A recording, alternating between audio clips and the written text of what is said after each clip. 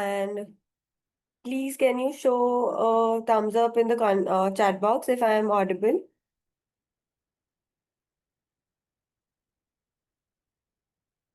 Okay, thank you. Uh, so today we will be discussing about all the applications that are submitted, to the FDAs and other regulatory bodies to get approvals, right? So far we've talked about a lot of things of different different regulatory bodies. We've covered FDA, we've talked about EMA, and we've talked about the importance of regulatory affairs and all these submissions.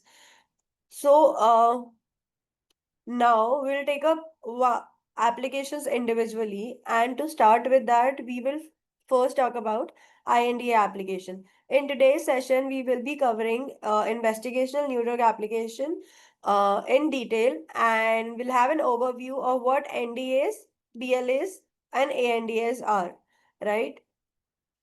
Because it's going to be a detailed session, I would request you all to, keep notes, and if you have any questions regarding anything, if any doubt arises, please drop them in the chat box so that we can take take those up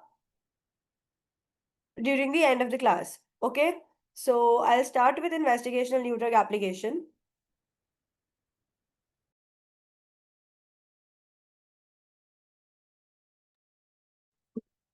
Okay. So, like the name suggests, it's investigational new drug application. So, the application is being submitted to investigate something. What are we investigating exactly? So, take for example, we have found new drug in the market, and we've done preclinical trials and everything on that product. But for getting the approval, the final approval that yes, the drug or the API or XYZ, whatever the product is, needs to be brought into the market. Uh, it needs to, go through the human clinical trials in order to get approval, right? So any new molecule that is being discovered or any new API that's been discovered and needs to get an approval, final approval to be marketed, it needs to first go through clinical trials. In if it's a new drug, right? When we talk about generic molecules, we don't have to perform clinical trials because we already have established data for that. But when we talk about a new drug, we always have to first file the INDA application. Why is INDA application important? Because before INDA, the all these tests, all the trials on animals or in vitro trials, in vivo trials have been performed, and the efficacy and safety of the drug has been established on in those trials. So the manufacturer files an INDA application to the regulatory body that yes, uh, these are the data that we've collected through our preclinical studies, and this is a clinical trial protocol. Matlab, there are a lot of sections that are covered in INDA application. We'll take those individually, but overall, an INDA is being submitted to the regulatory body in order to make sure that we can proceed with the clinical trials. Okay, so the regulatory body reviews the INDA application, and after reviewing gives the approval to conduct clinical trials and everything. So let's start with INDA. In this INDA session, we are going to be taking up the introduction, key components of an INDA application, all the steps that are involved, the role of regulatory affairs in INDA submissions, the review and FDA's decision. We'll take up a few examples of INDA applications. Then we will discuss a scenario to apply whatever we've learned, and then there'll be a summary. So, what is an INDA? The INDA is an investigational new drug application, which is a formal request to the FDA to approve the initiation of human clinical trial for an investigational drug. Okay, so you've discovered that there's this X drug which seems very which which shows good potential to treat a certain thing, and you conducted your preclinicals.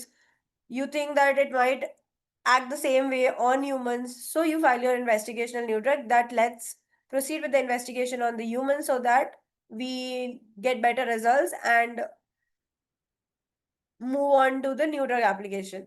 So, okay, INDA is your investigational new drug. The components of the INDA includes detailed information about the investigational drug. Of course, when you're filing an INDA application, you need to make sure that all the data that is related to the investigational new drug is there in the application, along with the preclinical data and a proposed clinical trial protocol, followed by the manufacturing detail. A proposed clinical trial protocol is also important so that the people who are reviewing the IND application knows what is your clinical trial protocol, how you're going to move forward if the application gets approved with the clinical trials. Okay, so you need to submit a clinical trial protocol as well. So all this is done because the purpose is to ensure that the new drug is safe for human use and that the proposed clinical trials are scientifically sound and ethically designed. If they're not scientifically sound, if they do not meet the ethics, then the application might not get approved and you have to revisit your clinical trial protocol and then revise it according to the guidelines and then resubmit the application. So yeah, purpose of INDA is to make sure that the drug is safe for human use and that the proposed clinical trials are scientifically sound and ethically designed. When is an INDA required? Like I said, an INDA is required when the pharmaceutical company or research institution intends to start clinical trials in humans for a new drug or a biological product.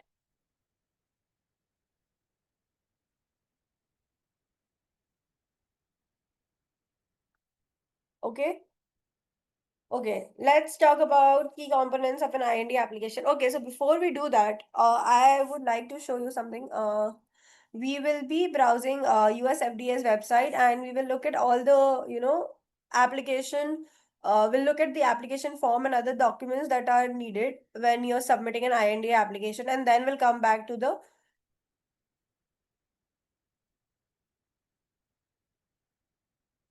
See, first I'm going to show you where you can find the INDA application forms.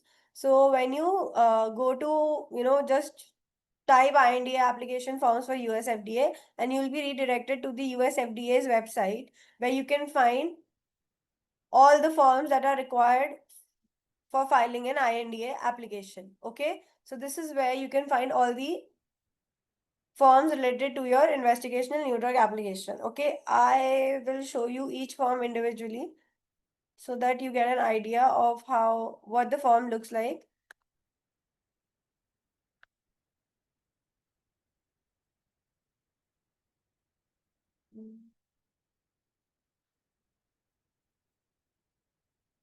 Okay, so these are all the forms that are needed for an INDA application.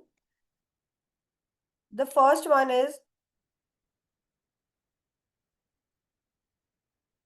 your form 1571, which is your investigational new drug application form. You need to fill this form as per the investigational drug. You need to make sure all the information is rightly filled and the document is signed, and further you can submit this document along. So okay, let's come back to form 1571. So when you're submitting an IND application, the first form that you require is your form 1571. The second form that we need is form 1572, which is a statement of investigator form. Here you can say it's written statement of investigator. The investigator needs to fill this form. The investigator,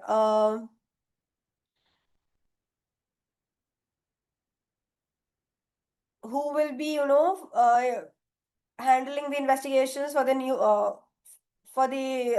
investigational new drug, needs to fill the statement of investigator and submit it along with the form FDA 1571.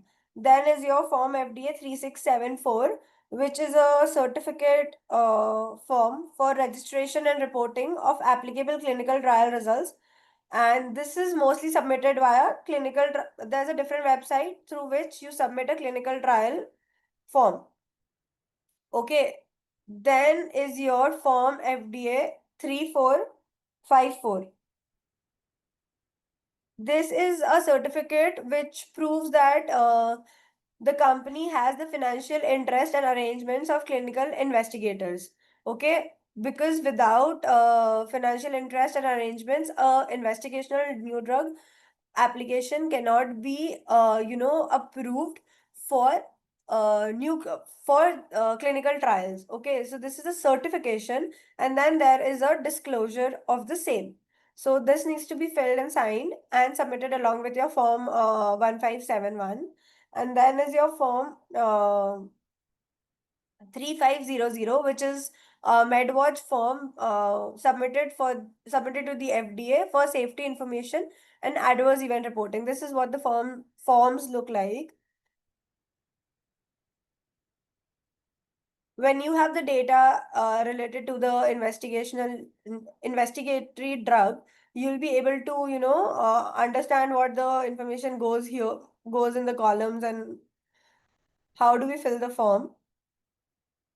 Then there is a form FDA 3500A, which is just annex to this form FDA 3500. And the last form that you have to submit is your individual patient expanded access.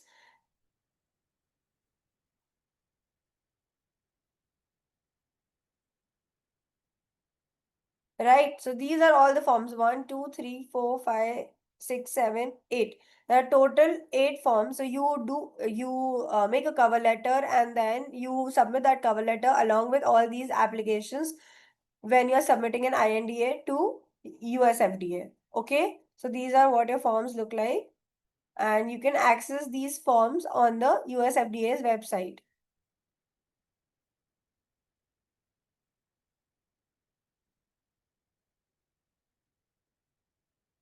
Okay. So those were the forms. Um, let's come back to our presentation. And where were we? Okay. Can you all just go through the key components of an IND application quickly, as presented on the screen? And I'll give you a minute to read it through, and then we'll take up everything individually. Okay, so coming back to the key components of an IND application, I've already showed you the forms that are involved when you're submitting an IND application. And apart from that, what uh, what sort of data you're filling in those form? There's preclinical data, there's a clinical trial protocol that also needs to be submitted along with all those forms that I've just shown you. And apart from that, there's an investigator's brochure. Manufacturing information needs to be filled, and lastly, regulatory and ethical compliance. So first thing, preclinical data. Preclinical data, you need to make sure that you are filling in the data which proves safety and efficacy data from you have to provide safety and efficacy data from animal studies encompassing pharmacology, toxicology, pharmacokinetic assessments. Okay, so when you're filling in preclinical data, you need to make sure that all the data consist of your pharmacology, toxicology, and pharmacokinetic assessments. For instance, a biotech firm, take for example, is developing a novel cancer treatment which presents data showing the drug's ability to inhibit tumor growth without causing significant toxicity. So, how will you prove that? You need to back the statement with a lot of preclinical data in order to submit a investigational new drug application. Okay. Then comes your clinical trial protocol. It is a comprehensive plan for conducting human clinical trials that details trial objectives. What are the objective of your clinical trial plan? What is the design? How are you going to conduct the clinical trial? The name of participants who are willing to be included in the clinical trials, participant exclusion criteria, their inclusion criteria, the doses that needs to be administered to the patients or to the participants, and monitoring methods. All this needs to be covered in a clinical trial protocol. For example, a migraine drug protocol outline trial design, dosage administered, and criteria for participant selection. Okay. For migraine, dose is very important. The the subjected participants uh, can either be healthy volunteers or can be patients who are suffering from migraine. So the clinical trial protocol is designed according to the investigational new drug that we are going to submit for getting clinical trial approval. Then comes your investigator's brochure, where it's a critical document that provides clinical investigators with vital information regarding the drug's preclinical data, safety profile, and usage instructions within the clinical trial.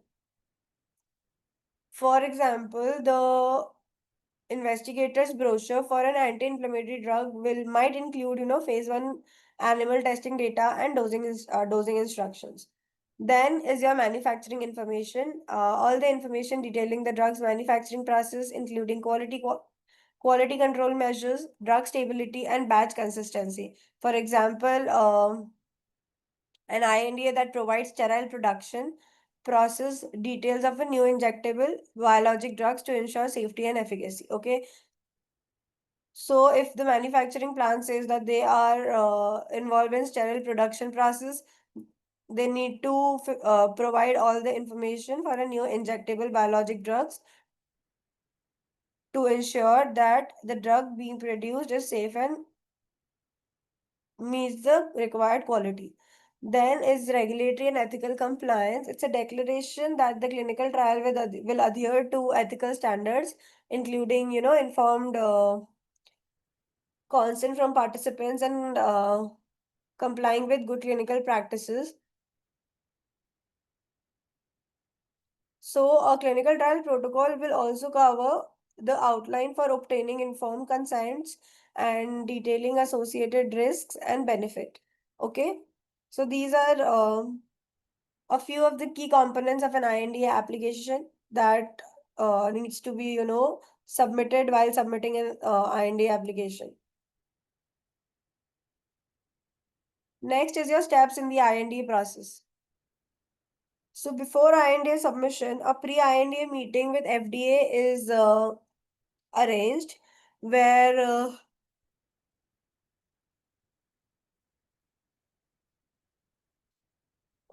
which is requested by the sponsor to discuss drug development with the FDA. It includes topics such as trial design and preclinical data requirements. For instance, a company developing diabetes drug consults with FDA on a proposed phase one clinical trial. How are we going to, what are we going to do in the phase one clinical trial for the diabetic drug? Then is once the pre-IND meeting with FDA is done, they clear about what they want to do next. Then the sponsor submits the INDA to the FDA, including essential documents like preclinical data and clinical trial protocol. Um, so once the IND application has been submitted to the FDA, the FDA has a 30-day review period to assess the IND safety and scientific integrity. If no objection arises, the sponsor can initiate the clinical trial. For instance, the FDA approves a cancer immunotherapy IND, allowing phase one trials to commence. Once the IND application is approved, you can move on to your phase one clinical trials. Once approved, the sponsor starts the clinical trial, beginning with phase one. Trials, although must adhere to, approved protocol and comply with the good clinical practices. For example, healthy volunteers are enrolled to assess the safety and pharmacokinetics of the new drug. Patients with the specific problems, they are the target population, but healthy volunteers are also, asked to volunteer to assess the efficacy of the new drug. So these are the steps in the process, in the INDA process. What does a regulatory person do in the submission, right? So prepare first is your preparing the INDA. Regulatory affair professionals comply compile and ensure the accuracy of all the components of the investigational new drug, including preclinical data, clinical trial protocol, and manufacturing details. Then they have to liaise with the FDA. They act as a bridge between the sponsor and the FDA. Regulatory professionals submit the INDA, response to the FDA queries, and ensure compliance with regulatory guidelines. See, if you're submitting an INDA application, it's very rare to get approval in the first go, because there are a lot of queries that the FDA, raises. So those queries needs to be addressed. Those queries are needed to be communicated to the sponsor. The response from the sponsor needs to be communicated back with the FDA. So a regulatory professional act as a bridge between those communications. So communication is a strong suit if you are in a regulatory profession. Once that is done, regulatory affair personnel verify that the drug development program adheres to all regulatory requirements and ethical guidelines during clinical trial. Example confirming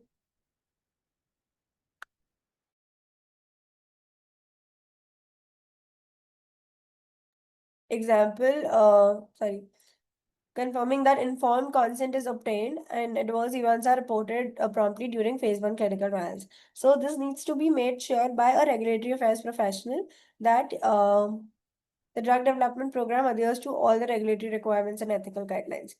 That is done. Regulatory strategy. Of course, a regulatory affairs professional needs to be smart enough to provide regulatory strategy. Okay, so providing guidance on regulatory strategy, regulatory affair professional help structure the clinical trials to meet FDA expectations and align with the global standards. So you sit with a regulatory, strategist or a consultant, you figure out all the requirements before submitting the INDA application in order to, reduce the reprocessing of the same application. Okay. So these are some roles of regulatory affair professional in IND submission.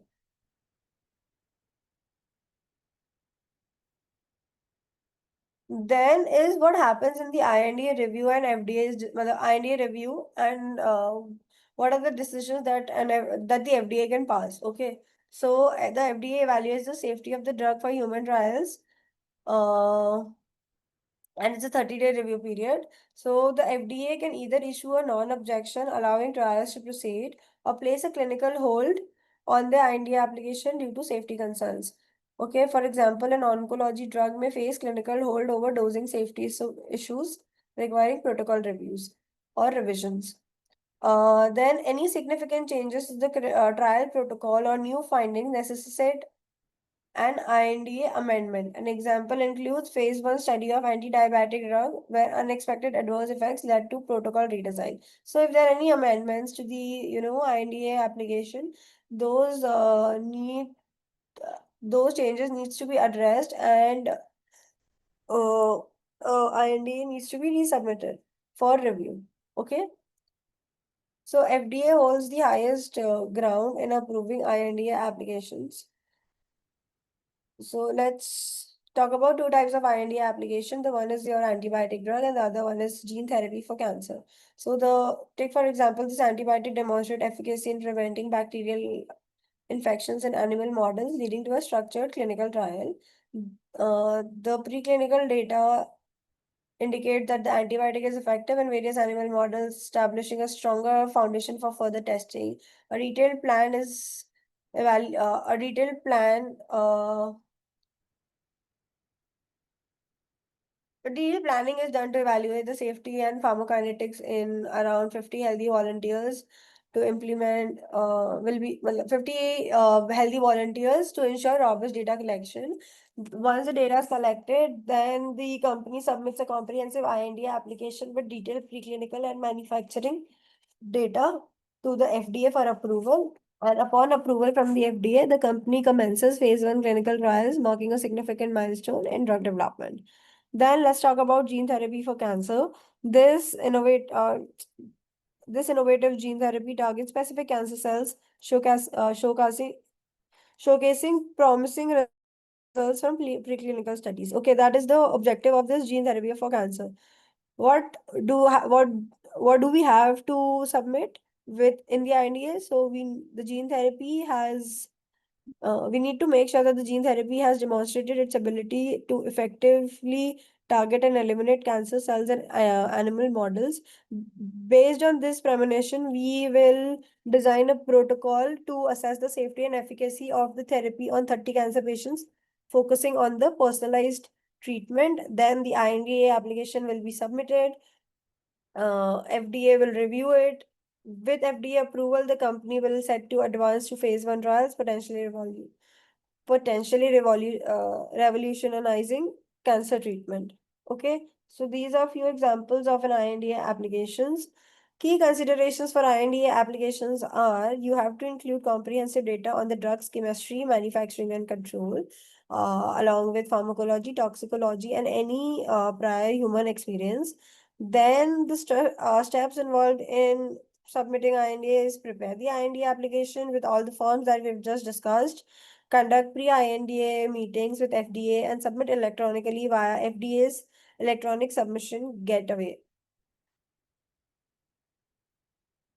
We will talk about ESG in a separate class, but for now, all the submissions to the FDA are made through the ESG website, and you can also access that website on the internet. Okay, so yes. These are your summaries and key takeaways from INDA application. If you have any doubts regarding the INDA application, please feel free to put it in the chat box and I'll try to address the question. I'll give you all 5 minutes, 2 to 3 minutes to, revisit the INDA application. Okay, so I hope INDA application is very clear to you, and please go through the US FDA's website to, browse the forms available there to understand what are the requirements, what is it that the form is asking of you, what are all the details that needs to be filled.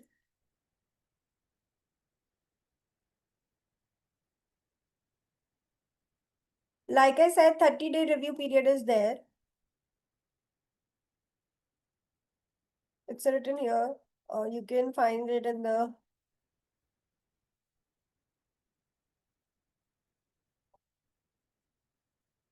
see FDA is a 30-day review period. Okay, so 30 days on a minimum of 30 days are required to review the INDA application. It can be less, it can be more depending on the type of data that is being submitted.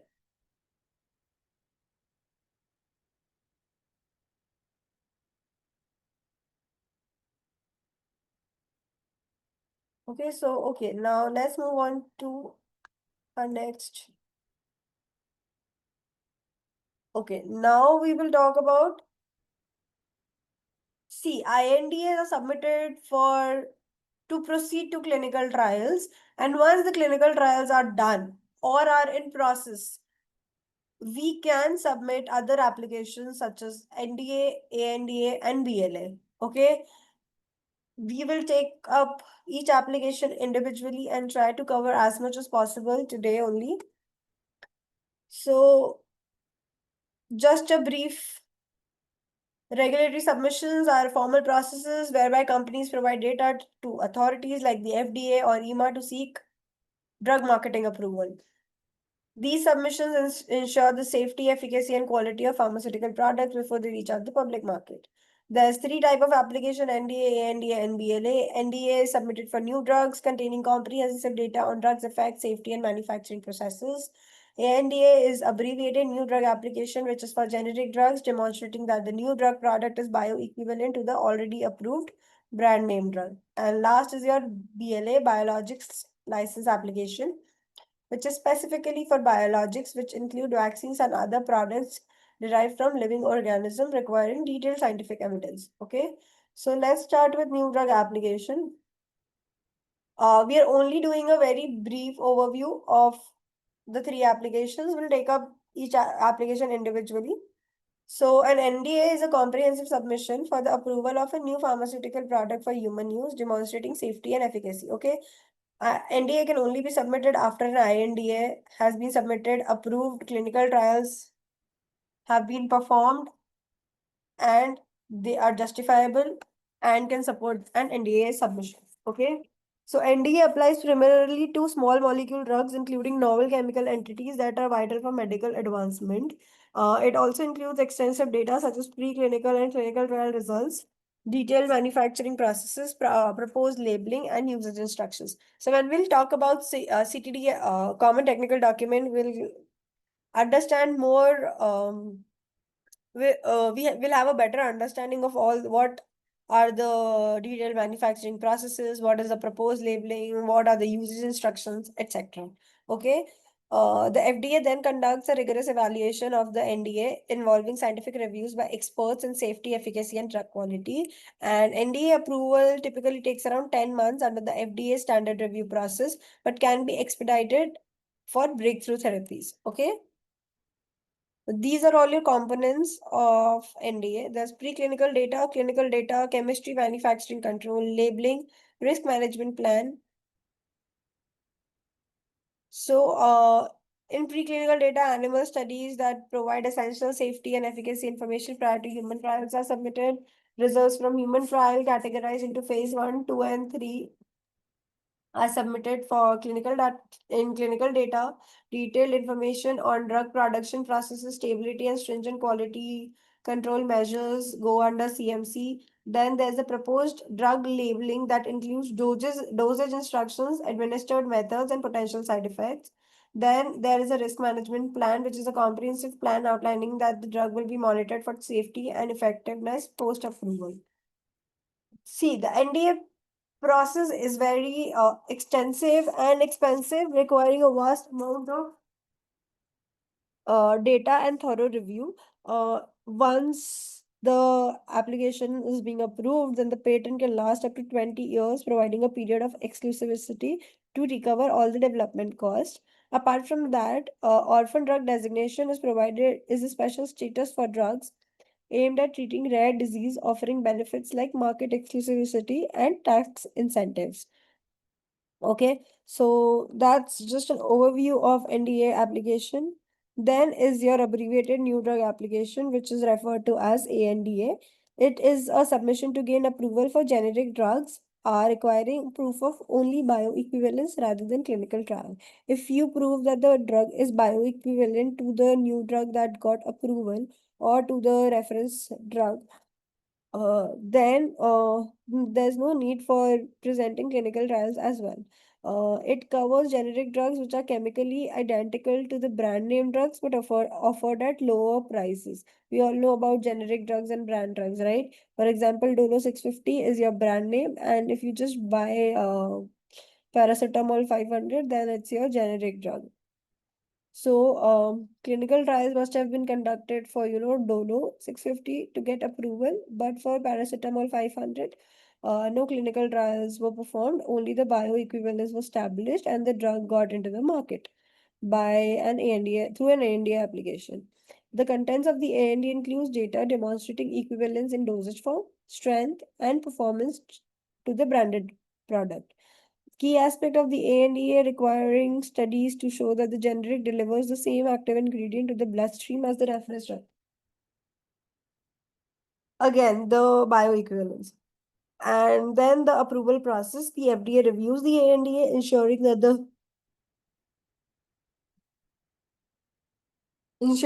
the generic matches the branded version in formulation and performance. So that's about ANDA application. And these are the components of ANDA. Bioequivalence data, again, it includes pharmacokinetic study that compare the absorption rate of the generic drug to the reference drug, ensuring similar therapeutic outcomes. Then details of manufacturing practices, quality control measures, and stability testing processes that ensure product consistency and safety. Then is your labeling, where you provide the labeling for the generic drug, ensuring it aligns with the reference drug while noting any differences to maintain transparency. Then is your patent certification, which confirms that no existing patent on the branded drug obstruct the approval process for the generic market, medication. Next comes your market exclusivity.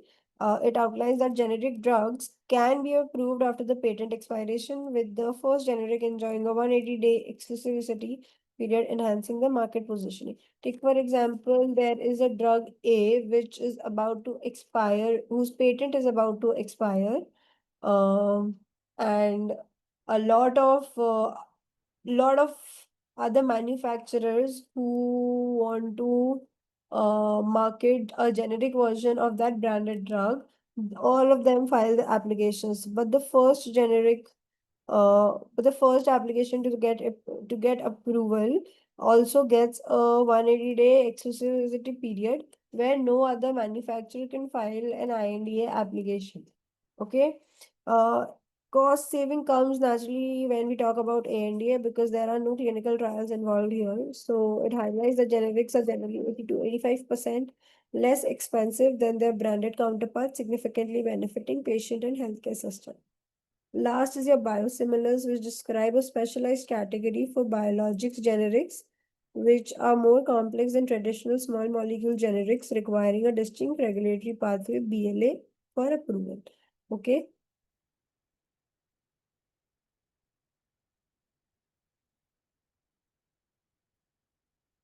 The last one is your BLA, Biologics License Application. A BLA is the necessary submission for obtaining approval for biologic products including vaccine, monoclonal antibodies, and gene therapies. Unlike small molecule drugs, biologics are complex living molecule derived from living organism. Biologic products encompass a variety of drug types, including proteins, vaccines, gene therapies, cell therapies, and monoclonal antibodies, which are critical for modern medicine. The BLA submission includes comprehensive information regarding the biologics development, clinical trial, manufacturing processes, and plans for post-marketing surveillance, ensuring thorough review and oversight. Next is your FDA approval process. The FDA's assessment of biologics focuses on safety, efficacy, and quality, making the BLA approval process more complex than that of a new drug application due to the intricate nature of biologics. The timeline for BLA approval mirrors that of the NDA process, typically taking 10 to 12 months under standard review, with available expedited pathways for breakthrough biologics to accelerate access. Clinical data in a biologics application often includes comprehensive information regarding immunogenicity, indicating how the biologic may provoke an immune response in patients. So, clinical data is an important part of a biologics license application. These are the key differences between NDA, ANDA, and BLA. Just go through them once. If you have any doubts so far, you can ask them in the chat box.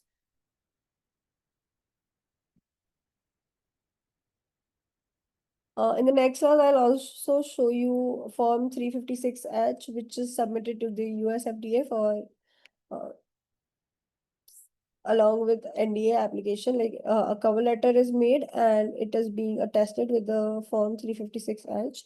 And when you talk about Europe, there is the electronic application form that needs to be filled. We will also have a look at that in the next class. So if you have any question, please feel free to ask, and then we'll move to regulatory pathways and considerations.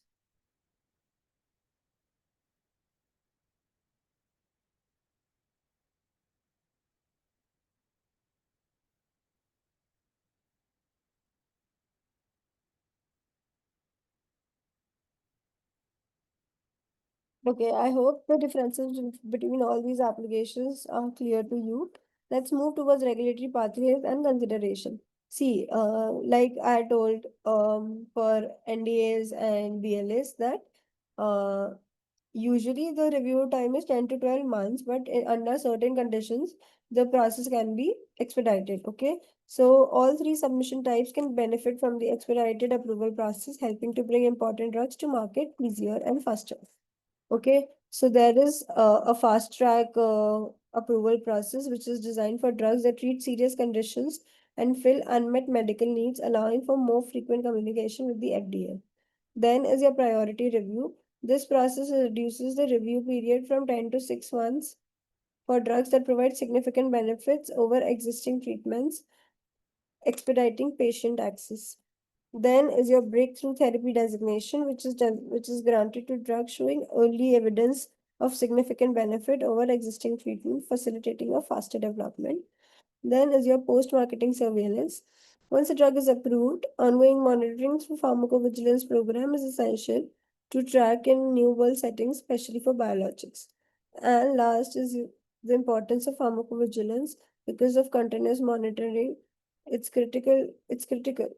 Continuous monitoring is critical due to the complexity of biologics and their potential immunogenicity, ensuring patient safety post-approval. So that is it from my side. Dave, I hope things are clear to you. If you have any questions, please ask them in the chat box. So we can conclude this session and we will talk about applications in detail and move with common technical document as well in the next class. Thank you so much. If you have any questions, please, I would request you all to not hesitate and just ask the questions in the chat box. And if you don't, then I'm glad that you understood everything. And also please go through the, USFDA website, go through Sugam portal as well to understand how an INDA is filed, what are the processes of Indian regulatory body CDSCO. So you'll get a better understanding of how things are different for different regulatory bodies. Okay. Thank you so much.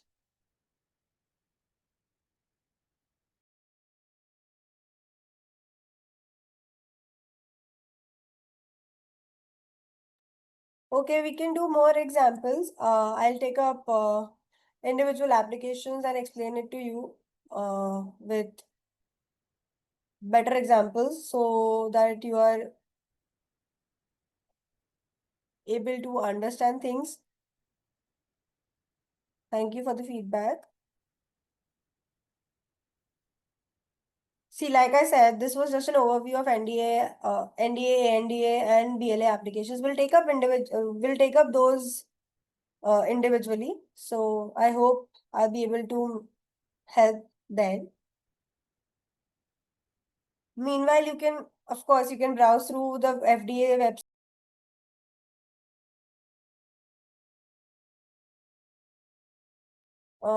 Could you give us a simple example? See, breakthrough therapy designation, a lot of drugs has received breakthrough therapy designation. Uh, there was a drug for diabetes which got a breakthrough BTD. So you can find a list of products that got the breakthrough therapy designation. I think one example that I can give is dapagliflozin, which was a diabetic medication, and that got approval, and it was yeah, it also got it got approval for two diseases. First was for type 2 diabetes and another one was for a chronic kidney disease. So it's not just one medicine. There are a lot of medicines who's received a breakthrough therapy designation. So you can look up more examples. I have given you one. I have explained you what a breakthrough therapy designation is. So if you want more examples, we can include more examples in next sessions. But meanwhile, you can just, do a little bit of homework and try to understand more examples. So yeah, that's it for today's session. If you have any questions, please write them. All the participants that are there, Shushti, Sakshi, Mishab, and Esther, so that I can address those questions in the next session.